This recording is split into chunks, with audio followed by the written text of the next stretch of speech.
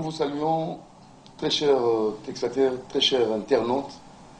Un numéro vraiment spécial et j'aimerais que nous puissions, ensemble avec notre invité, vous présenter cette émission spécialement Lingala parce que c'est vraiment d'abord la joie, c'est la fête. L'an 1 de l'Ordre national des architectes. Donc la loi qui a été promulguée. Et aujourd'hui, c'est vraiment l'anniversaire de cette loi et nous osons croire qu'on aura affaire à dresser le bilan et pourquoi pas aussi quel défi pour nos architectes et les perspectives d'avenir. Vous allez en savoir plus avec le président de l'Ordre des architectes du Congo, M. Joseph Brunel Kananga Joseph.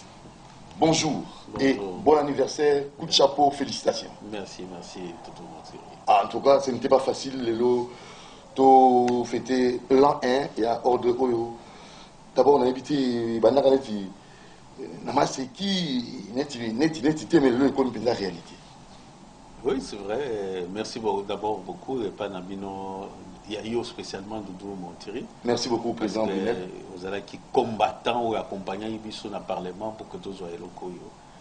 Oui, Ibiso sur période où il y a un babou qui est Koya Kolakisa ou à la télévision, toujours matraqué lobby, une semaine après, si tu as gain des causes, loi Ebimi. Ebima qui est le 13 décembre 2018. Tout le monde communiqué de presse. Hein? Ouais.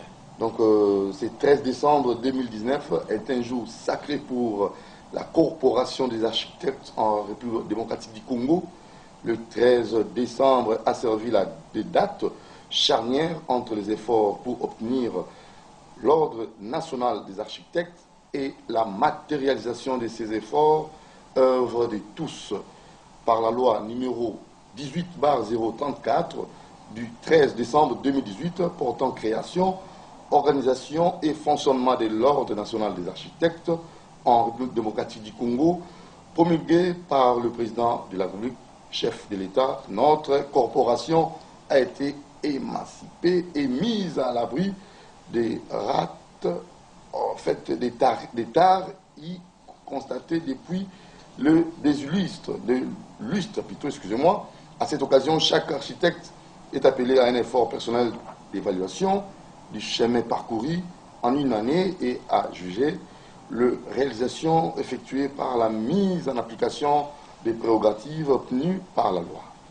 C'est ici le lieu pour le Conseil national de l'Ordre de féliciter les efforts individuels et collectifs consentis par les comités antérieurs pour avoir tracé les chemins au bénéfice de l'Ordre national des architectes, notre motif de fierté.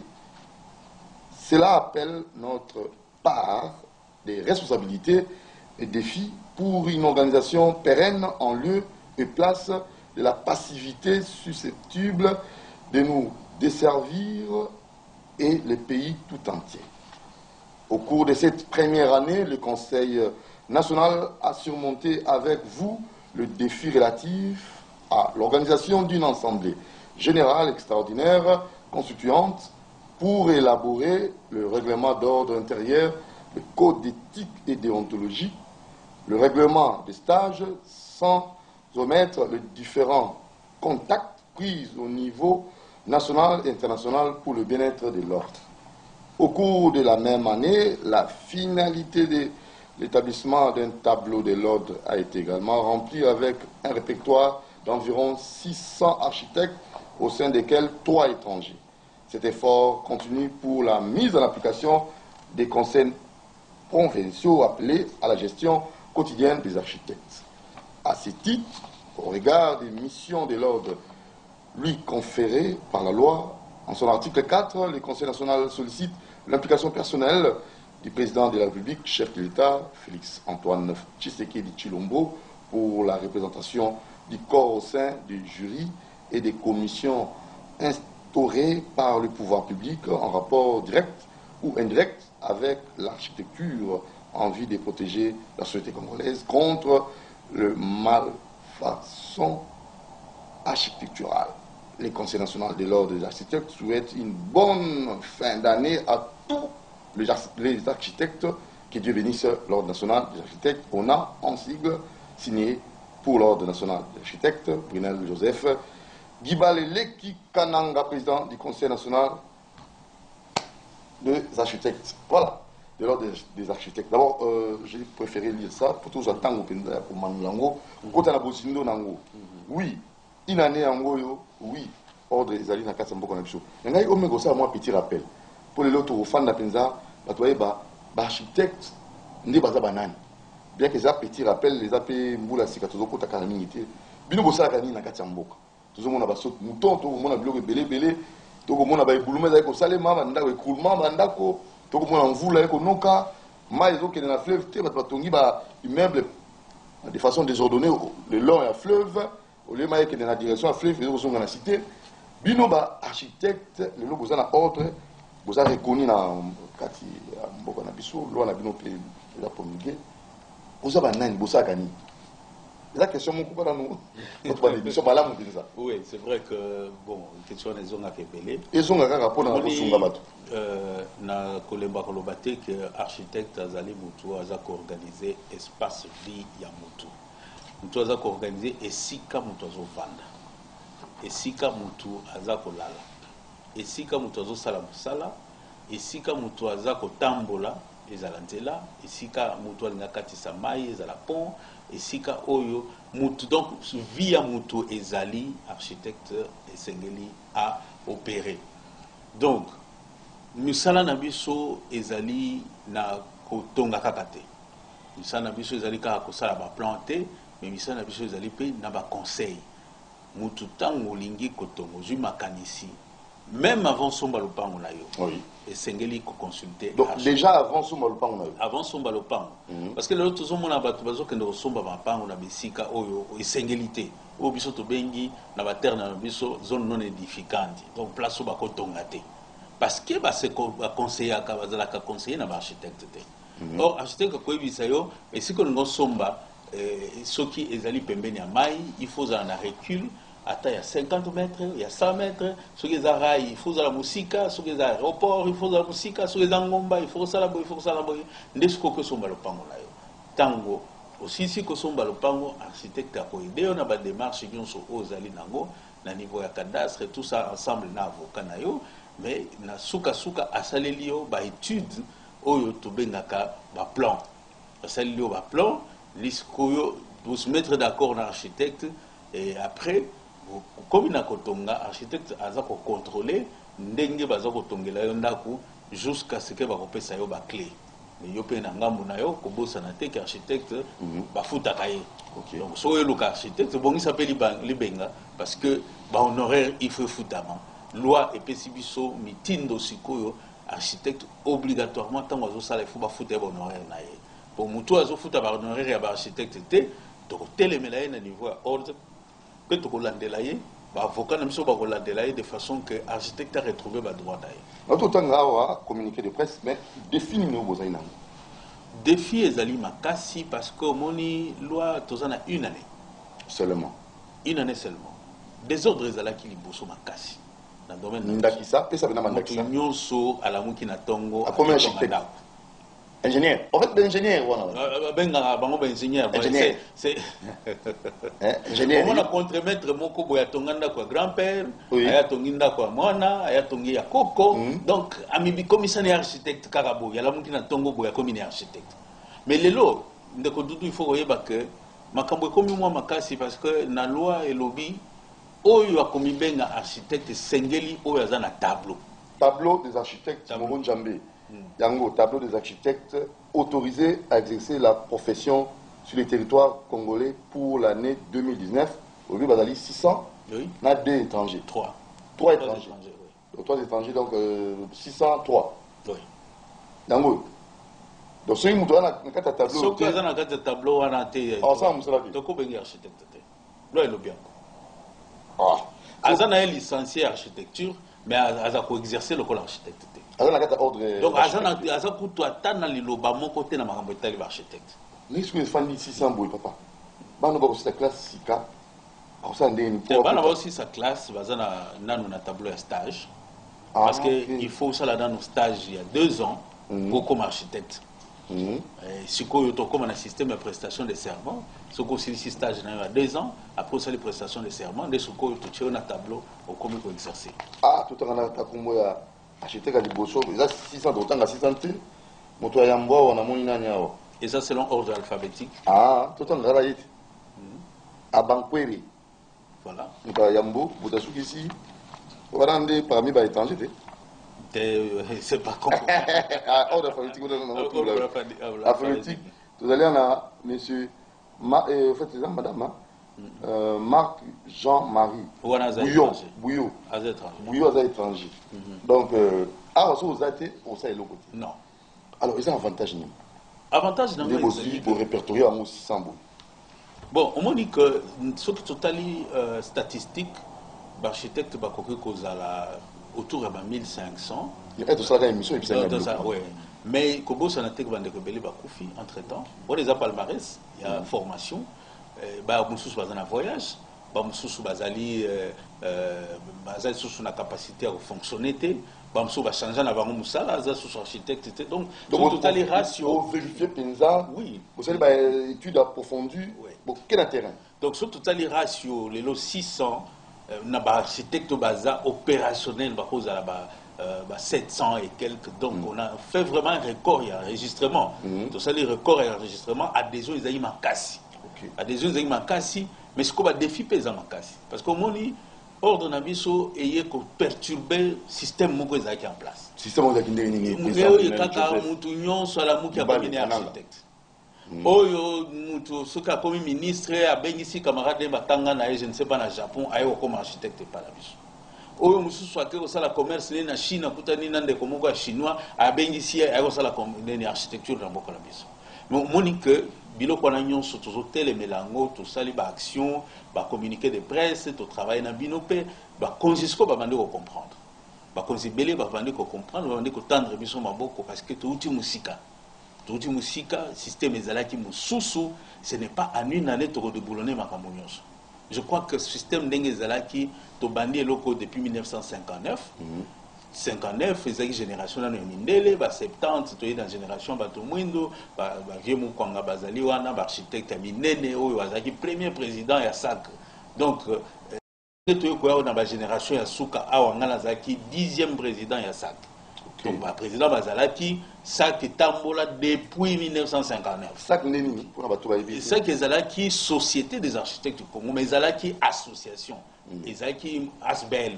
Donc, c'est obligatoire à monter sur le côté de et le commis. Les lois, ils ont loi. Ils ont loi, il y a l'État. Donc, tous les institutions à l'État, architectes, nous sommes obligés.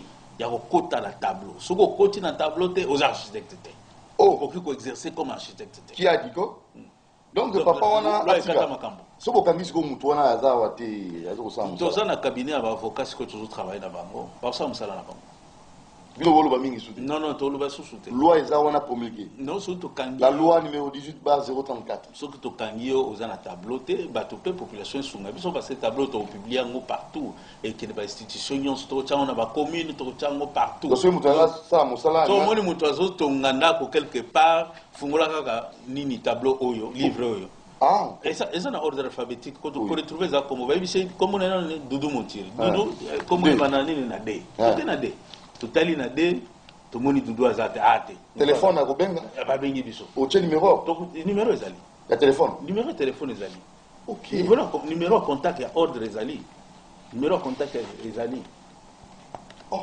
Numéro de bisouillon est allé. Awa, est allé. Yangaï Moko est la secrétaire générale, est la vice-président. Nyon est allé. Donc, on peut contacter biso na numéro fixe na biso pe ya ona est allé. On peut contacter biso à tout moment. Pour nous koyebisa biso non na moni mutu moko awa mais natali na tableau na mino wana na moni ete to kotinda ka ba avocat ba sa musala na bango inane ba défi ils allaient belé négocier le baona mais est-ce que perspective d'avenir tout ça d'abord loi et puis ça qui sur 2 ans pour la recherche institutions sont en place to banda qui na ba texte année oyo recensement ils ont facilité parce que bande comme ça dans la province communication ils ont malongate tout ça to les couper sa chance na batunyo comme ça toujours moins temps pour obtenir ça tableau mais ils ont songi que tableau salemi.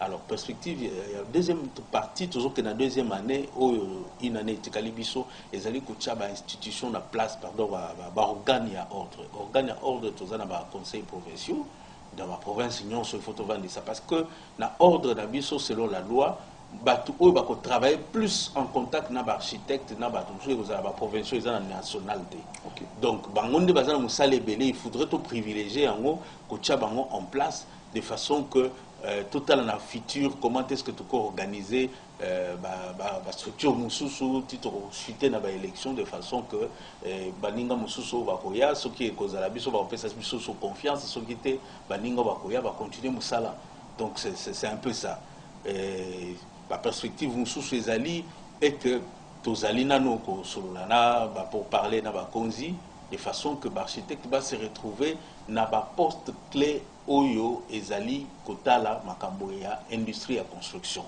de façon que expertise na biso to memango pe pa ya Congo industrie construction ezali industrie construction c'est-à-dire monde ya infrastructure ezala par exemple le ministère moko eza technique ba conseiller ba kokoza la architecte ba ministère même le ministère à finance vous avez besoin d'architecte même le ministère à budget vous avez besoin d'architecte parce que kuna kutu ba consigner à passation de marché le ministère union soit dans la primature et dans la présidence et dans la présidence as un architecte naïe tant que mon conseiller tambola zo kende ba mboka mususu architecte naïe azali po ba kuna ba président mususu ba tambola pena ba architecte na bango et premier ministre tant azo bima na délégation naïe as un architecte de ba conseiller naïe bazali ba ministre ainsi de suite pour que jouer rôle ni bon rôle les alignés on dit ba to habiter papa il y a un ba tchaka biloté papa doudou ce que ça voyez ba ignorance bon na ça yo vérité monde na biso ezotambola na ba infrastructure soko tali ba financement yaka na mboka na biso ba mboka nyonso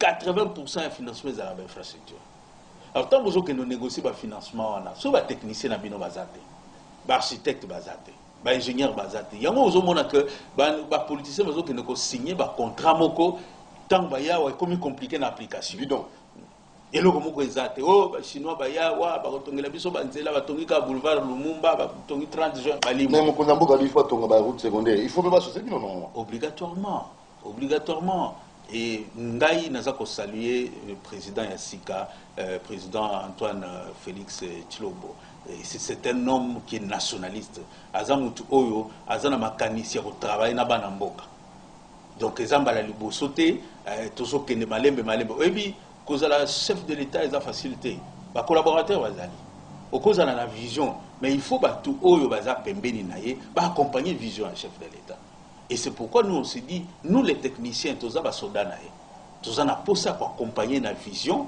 naye o azana ngo parce que azana ba intention minene ya ko transformer mboka oyo penza que tango l'équipe ba lobi mwana mboka travailler ki awa tiki ba empreinte il faut tomber la classe belé en classe motu on est architecte mutu ba ko sala architecte ou ingénieur on ba ingénieur non ba ingénieur bazana part na ba il faut tout ça la part kabula ngo ngo hors de ces bima faut pas tika mbala boko Neko Doudou dans la construction il y a un ouvrage tous en la partie conceptionnelle et conception oui conception les architectes tous en la partie structurale ou structurelle ou en ezali bandeko ba ingénieur ba koki ko calculer tous en ingénieur à sortir nyonso électricité architecte donc ça la moté structure architecte donc ça la moté biso za conception maîtrise d'œuvre aux awana au concevoir bandeko ba isko ko cha musique ba lobi que non ba structure mais celui qui est ingénieur on va ça la bino. Oui, mais c'est biaisé. C'est comme ça que tous en bâtiment, bâtiment, tu sais, bâtiment de Kodoudou, et puis c'est un message. Si on a la tali bâtiment, il y a que OESA résidentiel, OESA église. Et le commandant? Non, tous en élément. Tous en élément et conception, tout en architecture, OESA like ça que non. Si on a un balcon, c'est que c'est résidentiel. Si on a un vitre mobile plein, et un bureau. Mais aussi, on a confusion dans le bâtiment. Autant le bâtiment, il y a chauve-souris. Mon tout est un peu ma papou est non, mais c'est parce que Bandeko, il y a des ingénieurs qui sont condamnés. Ils sont condamnés à l'Académie des Beaux-Arts. Les urbanistes, ils ont fait un plan. Mais à tel film nigérien, c'est là un plan. Bon, au moni mutu oyo azo copier. C'est là un mutu azo concevoir ezelo mususu.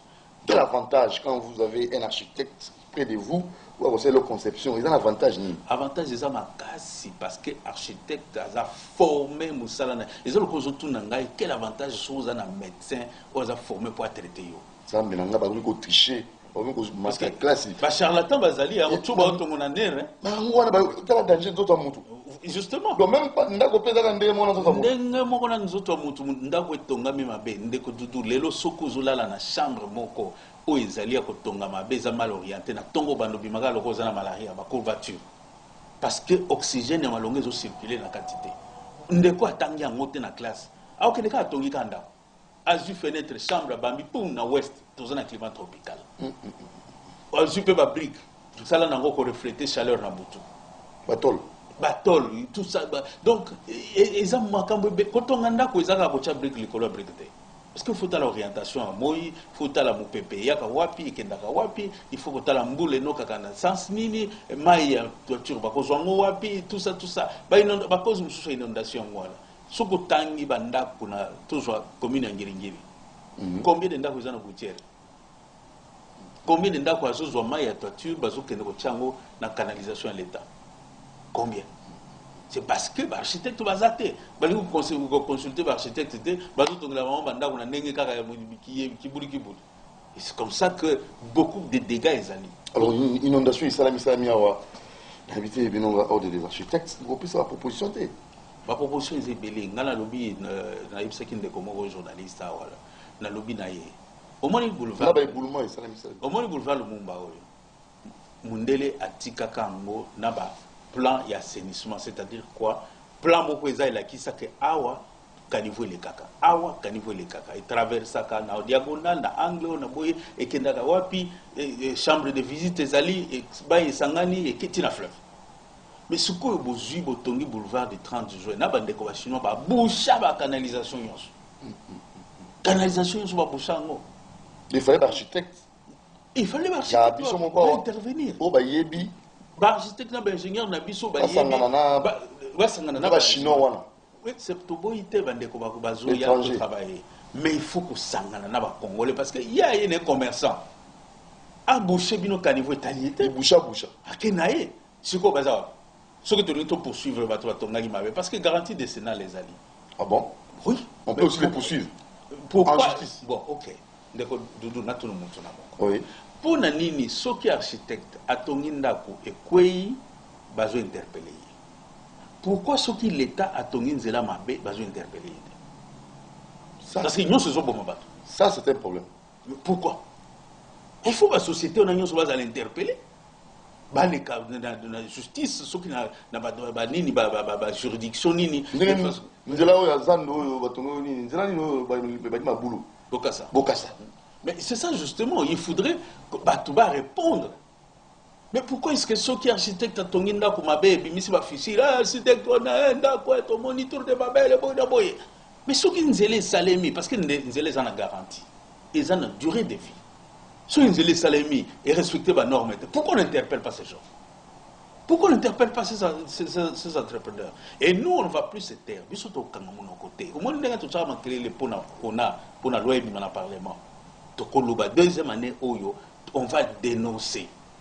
Il faudrait que Oyo Nyoso, Sakani na mbongo à l'État, Batongi Biloko Simbite, Bazala pas interpeller. Mais c'est que tout ça, vous là, ceux que nous qui faisons des pluies, vous avez la CAC.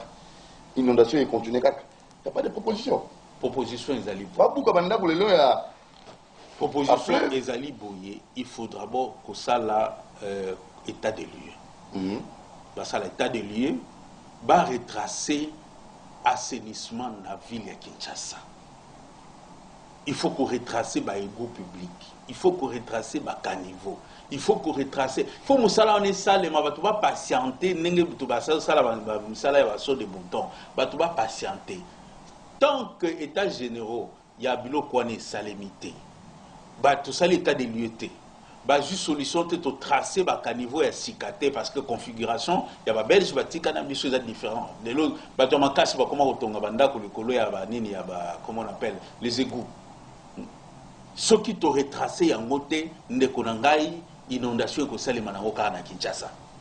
Donc il est temps que l'État ait un moyen, à ça l'État général, Moko, Bavandi Sabatou, tête pensante, architecte, urbaniste, ingénieur, tout titré dans le domaine de l'infrastructure, tout travailler sur les assainissements. Plan Yassika et assainissement. C'est bien beau de parler du plan directeur à Kinshasa. La beauté, il faut tous à la Nango. Assainissement, il faut les aller. Les lois, ceux qui incendient et salemi. Anti-incendie à Zorama et Wabi. Il faut plan et zala, canalisation, il y a anti-incendie, il faut les aller. Ok, j'étais avec le commandant, tout ça de votre émission, commandant à police. Et comme il on a comme il n'y a pas ça pompier. Ça peut pompier. Ah, Albert Kamboa. Et si vous avez besoin de maïs, vous avez mingi, mais si vous avez besoin de ça, donc il faut retracer. La ville de Kinshasa, papa Moussa les est belé dans la ville de Kinshasa. Alors, même pour Kinbo Peto réussir, et Sengeli va préalable. Donc il faut aussi vous associer. Obligatoirement. Oh, le Kinbo Peto, il fallait faire un architecte. Mais comment donc? Comment au Koukou qui ne connaît la Kinbo Peto sans architecte?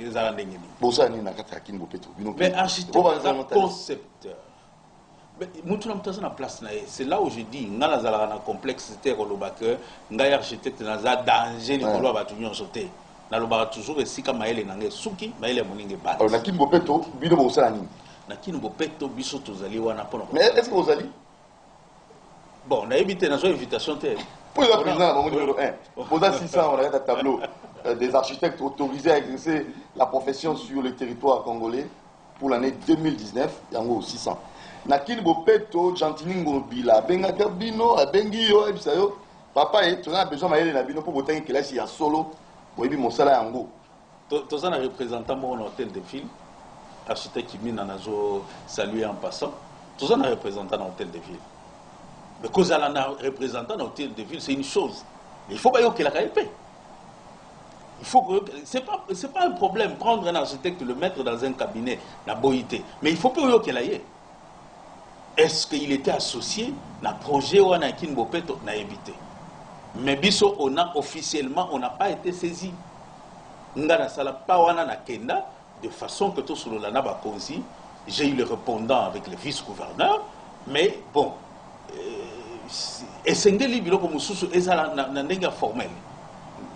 Parce que la sensibilité ezali ozo sentir que vice-gouverneur a la sensibilité qu'on travaille na ona qu'on travaille boye bon visionnaire azana makambusus donc esengeli à un certain moment que ba konzibaye ba que ona eza institution ezali service technique à l'État.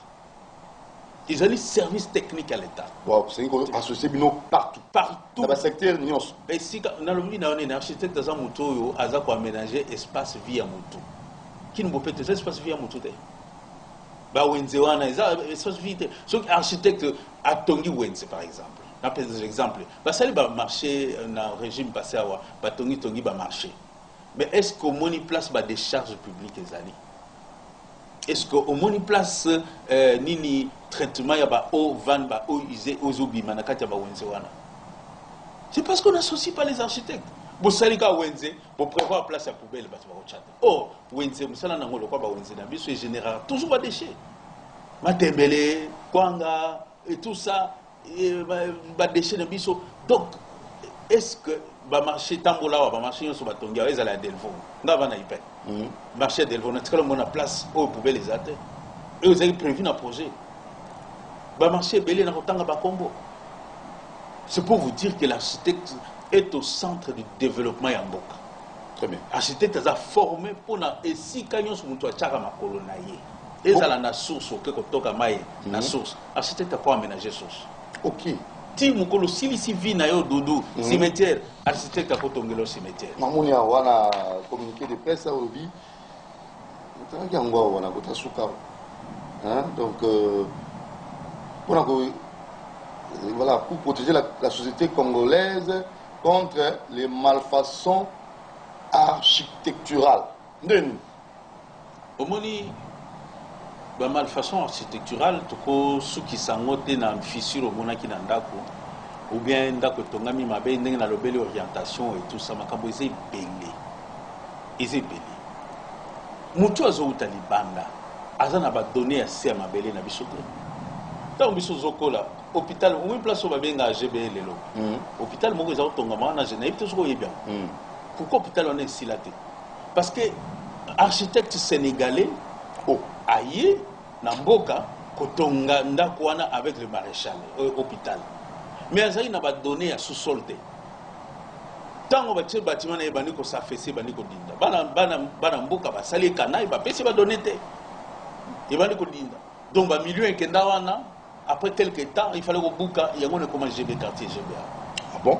Et beaucoup de projets comme ça aujourd'hui échangeur yango nesila te échangeur esila te. Pourquoi échangeur esila te? Non mais parce que étranger aye tant pour un rien pouf asiliki ake azuna ba plan ba détail nyonso akena nazoka mutungo je crois c'était qui Kakolongo et maman Dorcas Adikoko ya cache a ce qui biso na mission moko ba ebisi ba ko yiba ba cuivre aux adikolo kuna donc il faut faire attention l'état pour font la biso ba cuivre likolo ba ko yiba ngoyo aussi là.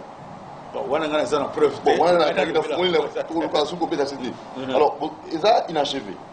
Inachevé. Parce que nous avons les restaurants. On a 5 chantiers, mais quand ça, l'année va arranger tout ça, tout ça. Et ce qu'on a dit là, il faut que nous tournions travailler. Pourquoi c'est là? Parce que centenaire, les lois sont opérationnels, hôpital, ils ont la même situation à échanger. Parce que échanger ici, là, tu es pour l'année. C'est pas malfaçon. Quand on parle de malfaçon, la ligne tout se réduire na esika oyo que ndako batongi mabe, orientation za mabe tout ça. Mais je voudrais généraliser que il y a des données aussi scientifiques. Au biso tozanango, l'étranger banango. C'est vrai aujourd'hui technologie est très avancée par satellite bako joa ba données géotechniques, mais il y a des réalités que la machine ne comprend pas. N'appelle ça exemple. Au moni na ba norme toujours ISO, tous à la norme sur mon kili, baloba, ce qui rivière mon ezali, il faut zone de recul, il s'à 50 mètres. Ok, mouta outi poto aïe na ngona moutou naï. Que ce qui m'a tombo qui est que na 50 mètres déjà est souki. Mais oye na kalamu ça na réalité naïe parce que biso pluviométrie na biso za makasi. Yeso ka tombo qui est na 100 mètres. Mais norme lobby 50. Moutou za na Kinshasa. Biso batu bana kini toyebi que non kala mo kenati na 100 donc tant on a tracé ville na ngai faut na tika 100 mètres pour que inondation ça les mate mais yo yena ba norme na yo que ça 50 mètres ça na réalité na biso te ozo mona place toujours kende c'est là on dit les étrangers baza na ba norme na biso nyon sauter bazo maîtriser ba réalité na biso te aujourd'hui par exemple l'architecte na Dubaï mboule no karta mususu une fois 3 ans à éviter comment va ça la canalisation. Mais il y a à chaque jour. Donc vous voyez que les gens qui viennent de l'extérieur, on a besoin d'un climat tempéré, neige tant que il y a bloqué Banzela, tout ça, ils sont en neige, ils ont vers du 1er au 30, 1er janvier au 31 décembre. Tout ça en neige. Il faut un chauffage, il faut une isolation thermique, il faut un boyer, il faut préfabriquer un style en Boganabang. Comment chauffer danger parce que il y a à travailler de façon que et combattre ma ligne. Nous sommes dans ma ligne. C'est ça le coup la bateau balata ba manteau na moi tout ce qu'a bangot. Au moins ba saper na biso wa moi makazi a beti manteau. A juste charpaché col roulé. C'est la même chose avec ba architecte bazo taliban dawana bazo ela biso ba manteau na banda. Mais c'est ça justement, il y a une déformation na côté wana et single tout tel et mélange. Mais les Camerounais passent au mouton. C'est le mouton salé. C'est bien, c'est que sunga pour un embouteillage. Le mouton sont sur la cime. Attention de révéler ma campagne du tout. Yo. Le temps fait une année, il y a promulgation, la promulgation loi. Numéro 18/034, il y a ordre des architectes ONA. Nous avons une année. Vous allez pour fêter en gros, ensemble, le président Ouazali Bongo à l'ordre national des architectes, M. Brunel Joseph Gibale, Leki Kananga, il est le président. Il y a un monde où c'est le roi rétro. Pour ça, émission, il y a sous l'année, basaka rétro. Aussi visiter sur le bouton Kinsuka. Il y a Kinsuka, oui, mais mon amour. Saut de mouton, ils allaient innovation. Ils allaient innovation. Loin de là. Mboka Oyo, tous allez qui n'a pas ça, saut de mouton. Pour régler le problème, il y a embouteillage. D'abord, il y a une discipline des chauffeurs. Au moins, il y a un musée. Tant que vous avez un film, au moins, il y a une discipline. Si les taxis bus vont croiser sur ma coloté. Parce que ça, c'est un problème. Dans l'Afrique du Sud, semaine passée, courant est Katani. Aucun embouteillage n'a pas feu rouge. Pourquoi? Ce moutoyer à Liboso, ou à Tali gauche-droite, il n'y a qui Liboso à l'équipe. Ou à Yenasima à Téléma. Discipliné comme tout. Bateau vivre en Afrique du Sud, ça, c'est un problème d'abord d'éthique. Na mentalité ya bato na surtout bande ko na biso ba taxi bus na ba caisse. Ce sont des gens, il faudrait éviter ce qui il faut aux hommes ça va un recyclage à conduite. Deuxièmement, on pouvait régler la circulation avec la signalisation, fait de signalisation. Sur discipline les alliés. Bambo kalokola ba Pretoria wana. Et ça n'a combien de mythes pour les cabissos? Pourquoi embouteillage a besoin de ça les macatés? Pourquoi recourir dans la zone de mouton de faire des signalisations partout?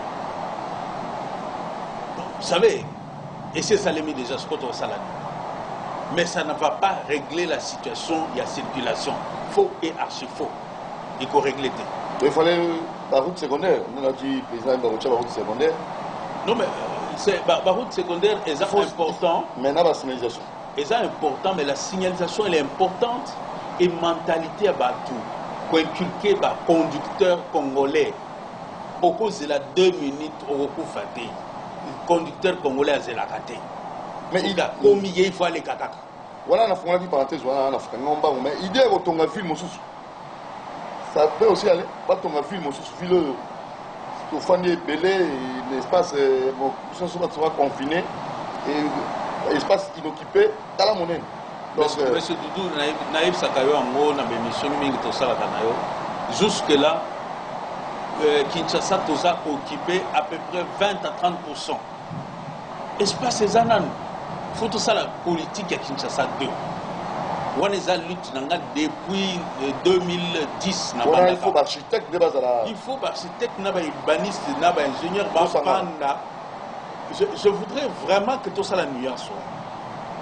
Que le corps de bâtisseurs va vendre, va réfléchir comment pour créer Kinshasa 2. De quoi les bandes va koya, mais essengeli obligatoirement. Essengeli obligatoirement que Banambo Kabazala associé dans le projet Union Sobaza Koyana. Toyoki que Mdekomoko a outil Sénégal aye awazo proposé extension à ville à Kinshasa. Même de quoi on a tonga ka hôpital awa et banaye ko dindanase à Mabélé. Nani wana suswa. Ndekomoko outil as architecte a outil Sénégal. Aye susu.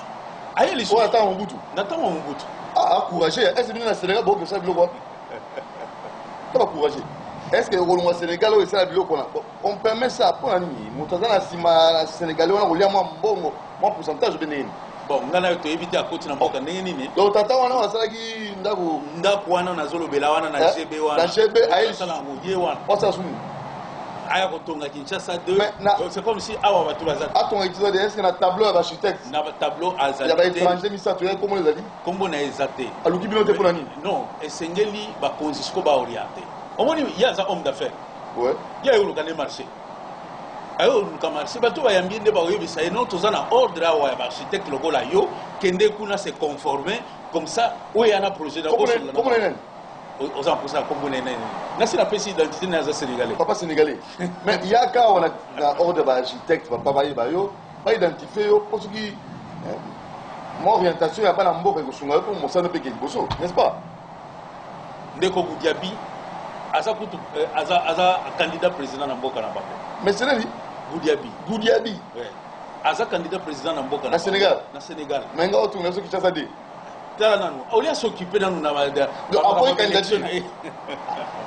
batika biso on est capable Congo président limbo que la richesse hein toza capable président embango mais ceux qui aligné ko ya ko travailler na biso aleka na ona tokoyokana toyokani na ye ceux qui ont une expertise ko les kaba congolais c'est pas un problème Goudiabi en tout cas candidat président au la préparation de la campagne était hein venez ici il y a un ordre ndenge ba uti ko bisa yo apoter on ça quand même répertorier ko songa biso alors tout ça de nous mo bala mboka boko tana makambo quand même et c'est vraiment vous avez la loi déjà vous avez ba ike oyo bo autorisation ça mon sala oyebi ndeko dudu eloko zo sala biso pasi mingi soko comme na ba autorité bokena projet moko ba loba bino boyaka kana projet mbongo te mais ba étranger na bozo critiquer bango bazo yana mbongo na ba projet siko biso to zo mbongo mkolonine tant bozo kende ko pesa bango imaginez Goudiabi ayawa azui mbongo ayo ko mbongo ba élection na awa mais atena mboka na bango pour que ça dit kasel Kinshasa de bo futi mbongo biso ba contribuable biso tozo futa ba taxe otiki bande ko na biso na chômage bozui mutu alibanda bopesi marché po aye na mbongo bato bayaka na mbongo wana moi je dis toujours na ba consignance ayo ko flatter ne pas belé non ndeko dudu bayaka na mbongo te bayaka kopesa nyongo suka c'est notre argent yo moni étranger aye na mbongo na asali atongi abimi akei ofele azana ni Caritas azapa azosala badon. Alors c'est dans la tête où on dit non, bah il y a un bon na bango, bah il y a un bon na bango, il y a un commerçant, il y a l'oni, l'obi a juif fois 10. Entre temps, aux bon biso to futa ba taxe, ba to lingi opé ça marché de, bo bandi ko futa les sous. Vous êtes incapable de comment hors de si bandimi yango. Toza incapable de Kinshasa de projet na ba tike la biso yango. Ba mekabino. Toza na posa ya ba étranger te. Toza na posa ba étranger. Hors de national ba architecte ba bi ba ko sala Kinshasa de président de la République.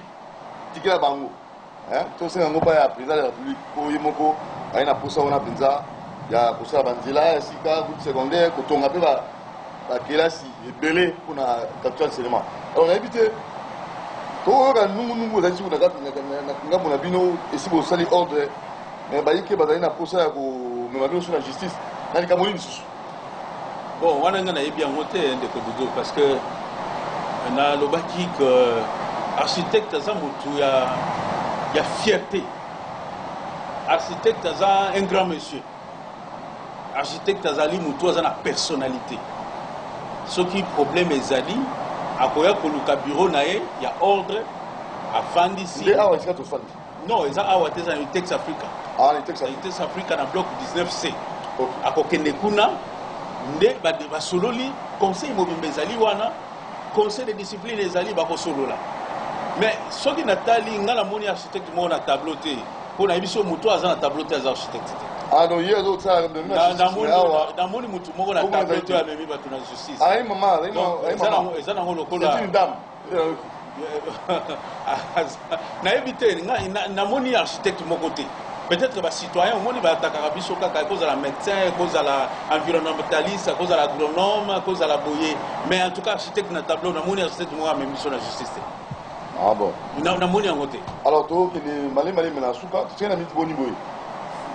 on a encore quelques temps, quelques minutes avec le président national de l'ordre des architectes.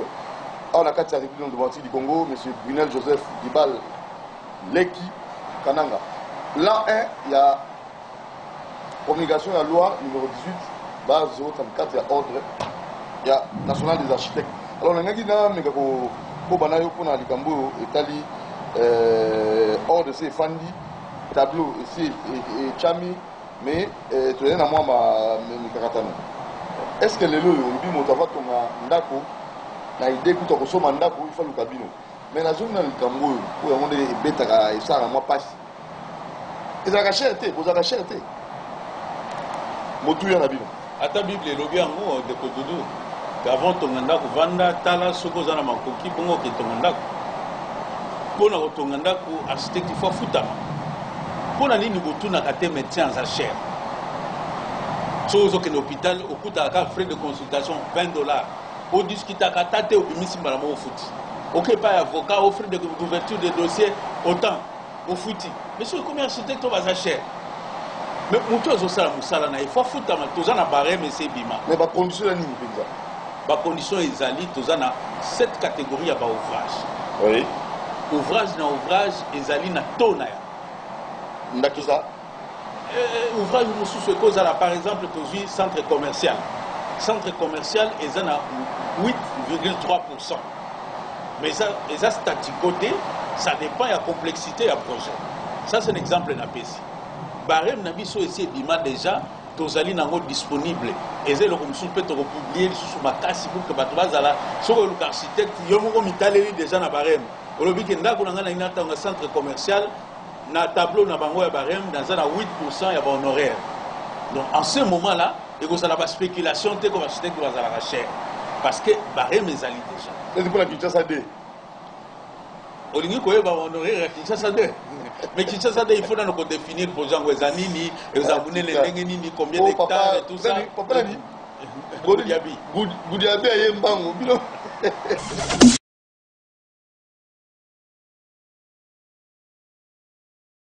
Il faut nous préparer pour répondre à ba honoraire na ye. Donc tu as préféré ndako étage et quoi nango mur et quoi nango pour boya ko lukabino lodalela investissement nous sali ya makasi. Bon, moni batebele mbula yango ezonoka mikolo nyonso. Et ceux qui batebele bazolela, je ne pense pas sur 100% bato o bazana na ba problème na ndako na bango 80% ba contacter qui est architecte. L'indemnité.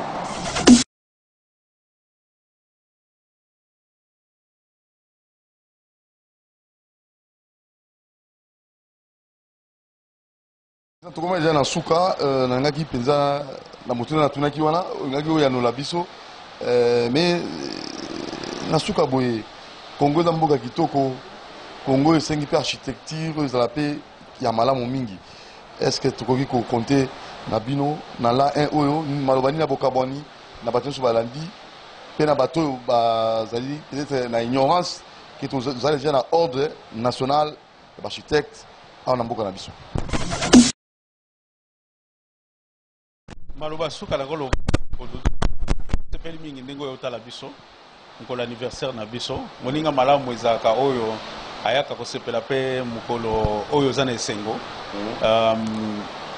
ordre ezali ba architecte bazali tableau yango na nasina la kisio tableau ezali donc lelo tozali susu na eloko kozonga simate lelo ko nazo senga na bakonzi ba sunga architectes na kolakisa de quoi ils sont capables na ba projet nyonso eza koya esengeli ba sala confiance na ba architecte congolais ba sala confiance na ordre des architectes congolais ba sala confiance na oyo bana bango ba former et ba sala biso confiance parce que ba yebi que toza ba contribuable biso to futaka mpako mbongo na biso esengeli biso moko tozongelango tango balimba komisa catégorie ya bato bakoma ba millionnaire pour que tozala na Congo émergent ezala fort ezali kaka te kokende kopesa mbongo na bakonzi pardon na ba étranger mais va comprendre que bana mboka esengeli batikela bango espace parce que eza mboka na biso tozala mboka mususu te biso soko te na mboka lokwa ba Sénégal wana bakotikela yo te okende na yeko proposer boy na boy atoza na ba million ngo déjà na kombo ya congolais.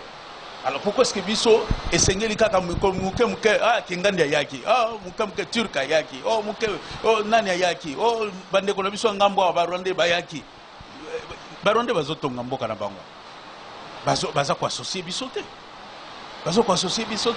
kende na Rwanda soko ko marcher facilement mais pourquoi est-ce que pas na biso esengeli ka mutu nyonso ya na ye kaka ndenge alingi lokola jardin moko boye aya koti na kati abando sala oyo alingi ko sala bakonzi basunga biso to boite mutu soka eli banda ina makanisi ona ezali lelo tozana une année batinda ye na ona tout suite solena bakonzi ebele ba promettre biso non vous savez l'investissement siko soki kaka mutu aye na investissement infrastructure to kotinda ye na ona tozozela batongo babanda koya de façon que to banda komona de quoi est-ce que nous sommes capables bande kona ba ko sangana na biso accomplir les conditions na biso ya réciprocité accomplir les notions nyonso na kati ya loi na biso de façon que travailler tout ça na mondialisation sikoyo donc toko boya te que étranger baya mais baya ko respecter ba normes les canaux on a se manifester et nous on va maintenant leur montrer comment faire.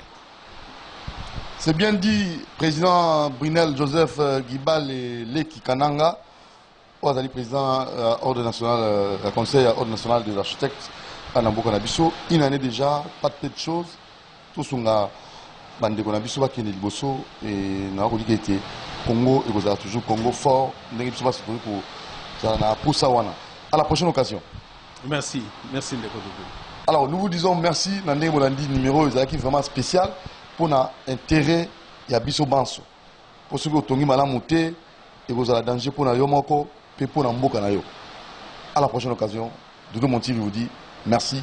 Moron Djambé, merci et toute l'équipe. Ciao.